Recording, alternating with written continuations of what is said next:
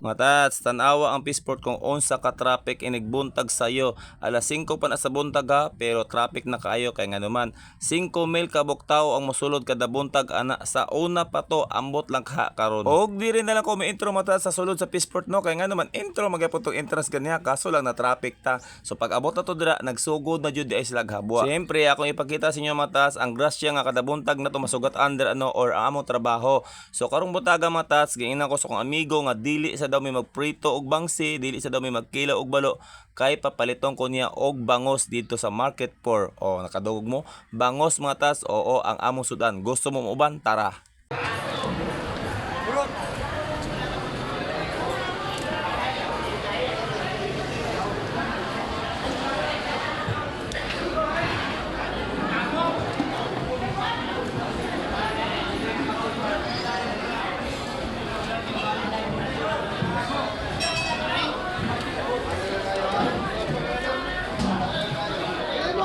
Oy, pila daw.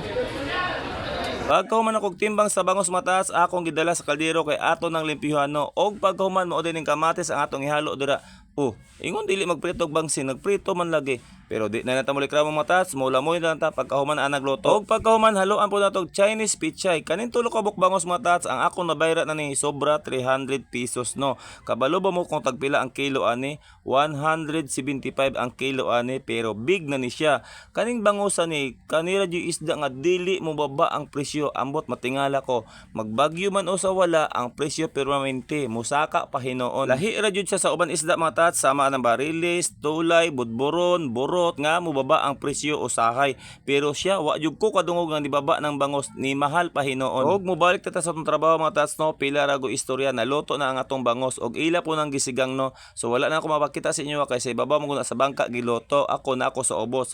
So pagkahuman na matas, maoda ni atong sausawan kamatis. Siyempre dili pod mawala ang pinrito nga ilang giluto ganang isa ka kaldero jud na. Uy kadagan ba ni? Siyempre dili pod na mawala atong bahaw di ang isa ka sulupin. Pagkahuman mo kandos tagbaligis di matas kay perting pagkalamia sa sinigang nga bangus no. Og siyempre mula-moy na pud ta diha. Sama sa akong giingon matas, kung magpa-cute-cute ka sa jambol diha, ayaw na lang gyud pag apil-apil kung cute ka mo kaon diha kay di jud ka mabinlan or mahotdan jud ka kay nga naman ubay-ubay ang mga libor nga mukaon dira o ilabot sa atong muduol nga makauban ng libor diha ing ana jud ng Peaceport mga tats.